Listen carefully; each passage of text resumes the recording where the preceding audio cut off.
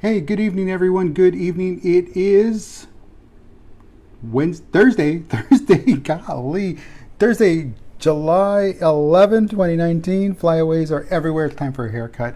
How are you? Good evening, good afternoon, good morning. Depends on wherever you are. Thank you for stopping by. Thank you for watching. I am Dave Guerra. This is Let's Have a Chat, Thursday edition, and it's 30. And Thursdays, it's leadership issues. Excuse me. That's my Mark Rubio moment. Okay, so, right, that was him. Okay, anyway, moving on. So we're talking about leadership issues, topics in leadership, and today I want to talk about being a success. Being a success. Now, this is going to get a little intense because sometimes we need to be reminded that just how important we understand what success is and how we view it and how we work with it and how we shape our lives around it. And it's going to hurt feelings, but you know what? At some point, the reality is what the reality is. And I understand there's different perceptions of reality, but understand that this is my perception. This is my understanding of life as it is. And in my 50-something years on this planet, whether they like it or not, I've seen quite a bit. That's why I'm a note taker. So, someone once said that success is the progressive realization of a worthy ideal. Now, are you working toward a predetermined goal? Are you working to do you know where you're going? Then yes, you are a success. It's that simple. Are you working towards a predetermined goal? Have you written down your goal? And do you know where you're going with that goal? Do you know how you're going to get there? Then folks, that's it. You are a success if you can say yes. See, I am a success because my predetermined goals stop being all about the Benjamins. No, my predetermined goal is about being the father my children need, the husband my wife needs, most of all to be the leader everyone might not want, but will determine they need. See, all other roles I can no longer change, all the other roles. That's why I stopped there, because I can't change. Well, for those that don't get it, the only roles I can change, ROLES, are those that are impacting the future. See, I can no longer change my roles of the past. I can't change any of that. I can't change my role of being a nephew. I can't change my role of being a cousin, a son, or a brother. I can't do that. But I can change the role of being a father. And I can change the roles in the lives of the future, those that are impacted by the future. My daughter, my son, my nieces, my nephews, my students, and their future. So understand that we can only impact the future. The past is done. And sometimes we have to purge the past to move forward. It's part of life. It's part of the deal. It's part of being on the road to success. So when that past is no longer bogging you down, then you're good to go. I'm going to share you a story. I was one day in the grocery store and I was walking from one side of the grocery store to another. And then I heard, I'm there for one thing. Guys don't like going to grocery stores. So I didn't, but I had to. I was there to pick up dinner. So I was walking across and I heard somebody say something and I put it out of my mind because I don't know anybody and it's none of their business what I'm doing there, really, truly. So I continue going and now I hear the voices again and again. It's two voices now, and I'm still not paying attention because they're not talking to me. Finally, I get to where I'm going over in the produce section, and I'm looking at stuff, and then I look over, and somebody calls my name. So I look over. It's my uncle. It's my father's brother, my uncle. And I was like, oh, hey, hi there. How are you doing? I hadn't talked to him in a couple of years. I hadn't seen him in a while. And then it finally clicked. It's like, oh, I know what they were saying. Oh, you think you're too good to talk to people. You don't talk to people anymore. It's like, you know what? I didn't pay attention. So it wasn't that I thought I was too good. It's just, you know what? I didn't care. So then right away he looks at me and says, wow, you've lost weight. And I was like, well, yeah, thanks. You want to know how my kids are doing? You want to know how I'm doing? You want to know how my wife is doing? No, he just harped on that. And I was like, well, okay, all right. I'm doing fine, by the way. Thank you very much. My kids are excellent. My wife, fantastic. But he never got on that. He quickly jumped on something because, again, this is my uncle. And so you'll get it here. He says, have you talked to your father lately? And I go, no, I haven't talked to him in a couple of years because, again, I'm not going to get into that now. We've had a falling out. And he goes, well, I did. I talked to him yesterday. And it's like, I don't want to hear it. And he looked at me like, no, I talked to him yesterday. And it's like, I don't want to hear it. And, whoa, he got in a huff, turned around, walked away, all upset at me. See, why would he be upset at me? Because I didn't want to hear what he had to say about my father. Well, for one, here's why. See, he is stuck in the past. See, I cannot go back, but for him, that's all he has left. Because that is where and when he was respected. That was when he was valued. That's when also he was intimidating, and that's when he was feared. Now, times are different. I took that away from him, and guess what?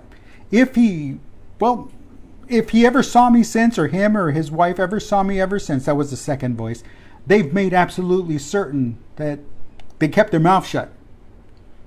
Because I was through, because I stopped following the family party line, because I stopped conforming. That's right. The opposite, folks, the opposite of courage in our society is not cowardice. The opposite of courage in our society is conformity, is conforming. That's being a coward. That's the opposite of courage. I guess that's the equivalent, but that is the opposite of courage, is being a conformist. So why are people stuck in a mindset of conformity? Simple, because most people, and I mean truly believe, most people believe, truly believe that they are the product of their circumstances, what others have done to them, that their value is based on what other people that do not give a damn about them care and think. That's where it's at. That's why they're stuck in a mindset of conformity. Because if I don't rattle the cage, nobody will talk bad about me. Guess what? Dave's rattling the cage because we need to. See, there is a commonality also among conformists, among those that are conformists. And no, it's not cowardice. It's something else. It's that they do not accept responsibility. They don't accept responsibility. They refuse to accept responsibility. And so therefore they're stuck in that conformist mindset because it's all happening to them. It's being done to them. And they're accepting no responsibility to the fact that, hey, they could stop it at any moment. So let me ask you this question. Who succeeds? Who succeeds? Well, the only person who succeeds is the person who is progressively realizing a worthy goal, a worthy ideal, a goal. See, people who have goals will succeed. When they succeed, they continue to succeed because they keep creating new goals. And the cycle keeps repeating itself. And it will continue to repeat for as long as that man or that woman with the goals continues to have goals. See, those that do not have goals, well, they will continue to fail because they are not determining their future. They're not sitting down in stone and writing their future because they live with a mindset of, oh, well, someone else will do it for me, or, oh, someone else is doing it, or someone will take care of me. They have to take care of me. No one has to do anything for anybody, especially for people that do not want to do it for themselves. I mean, seriously, I'm trying to raise a family here. I'm trying to get them in the right direction, and I'm trying to tell them and show them that hard work is going to get you someplace. And then some schmo comes along and says, no, just give it to me because I'm so-and-so. No, it doesn't work that way. See, success is never just handed over. See, the only key to success and failure is we become what we think about. We've heard that before. We've heard that lots of times. We become what we think about. Roman Emperor Marcus Aurelius once said, "A man's life is what his thoughts make of it." Ralph Waldo Emerson, "A man is what he thinks about all day long." Dr. Norman Vincent Peale, he wrote this thing called The Great Law. If you think in negative terms, you will get negative results. If you think in positive terms, you will achieve positive results. That simple fact is at the basis of an astonishing law of prosperity and success. In 3 words, believe and succeed. It's that simple. We become what we think about. And on the other side, it stands to reason that any person who has no goals, who does not know where they're going, or assumes that others will help them along, and whose thoughts must therefore be thoughts of confusion, anxiety, fear, and worry, becomes what they think about. Their life becomes a fully loaded bag of frustration, fear, anxiety, and worry. And I ask you, what kind of life is that? That's no kind of life. Seriously, if they think about nothing positive all day long, they quickly become nothing positive, and nobody wants to deal with that. See, rest assured, it is a sad existence. It is a sad existence to live in that. And it happens because we plant in our mind, what we plant in our mind is what we grow.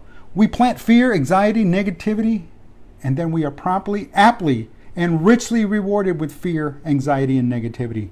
And guess what? All of that is free. Yep, there's no cost to allowing fear, anxiety, worry, confusion, and all that negativity to grow in our mind. However, there are other things that are free.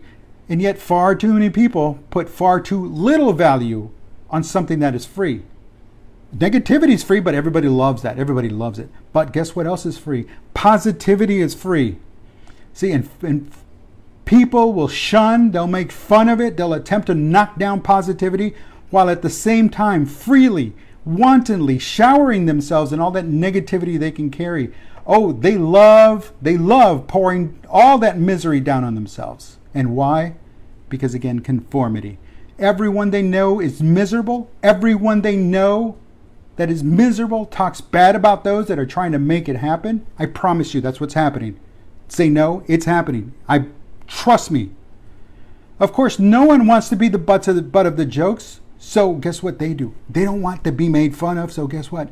They conform. That's right, they conform because they already hear how ugly somebody else is talking about somebody who's trying to do good. They don't want to be part of that ugliness, but that's okay. Folks, I cannot tell you the countless lonely nights my wife and I spent because we could not stand around being all that negativity. We could not stand around being all that backbiting, infighting, talking bad about each other behind each other's back, sometimes in the same room. All that negativity. No, we opted out of that. Let me tell you another little story. An uncle called me one time and said, hey, you need to come to somebody else's birthday party, a little 2-year-old's birthday party, because that's the family thing to do. It was expected of me to do because it was a family. And I'll tell you one thing, it was a very extended part of the family. It was somebody who was mean, somebody I did not like by me. You know, I can blow the snow job on anybody else. I don't like that individual. I never have. But it was the family thing to do. I should therefore go. No. And guess what? That's all right. We didn't go. And guess what? To this day, we made it through. We're still here together. We're still here and together, unlike what others expected and wanted or still want. There's still some people out there that are doing every little thing they can to ensure that, but it happens. It happens. That's that pettiness in people. It's that expectation of conformity that truly does not make sense, especially for someone that wants to change, someone that does not want to toe the party line because that is what you are expected to do. That's nonsense. See, eventually familiarity breeds contempt because we are not stepping outside the societal norms because people, especially those that refuse to use more than 10% of their brain, it's a scientific fact, most people use only 10% of their brain. But they will never break free of the familiarity of contempt. Because it's too scary, or what will others think, or so-and-so is going to make fun of me. Well, you know what? That's nonsense, folks. It's not rocket science. What it is common sense. Common sense when it comes to being a better human being. Common sense to being a better leader. Common sense to just wanting to be better than you were yesterday. Not because somebody else wants you to be. No, because you truly want to be better than you were yesterday. And that means you have to, cast off living with conformity. The time has come to getting out there and achieving what you want to become. Break the chains that are holding you back. And if you can imagine it, it's been said before, you can achieve it. Success is the progressive realization of a worthy ideal. Write it down. Write down a goal. Write down an ideal. And look at it every day and work on it every day. Give yourself 30 days and see what happens. You might just actually realize that, hey, it's time to set another goal after 30 days because things are getting better. You work on it. You consciously work at it. Folks, my name is Dave Guerra. This is Let's Have a Chat, Thursday edition, leadership, and we're talking about being a success. I will talk to you tomorrow. Have a great rest of your evening. I know it's a lot to digest, but again, work at it. Dave, take care. We'll talk to you on Friday.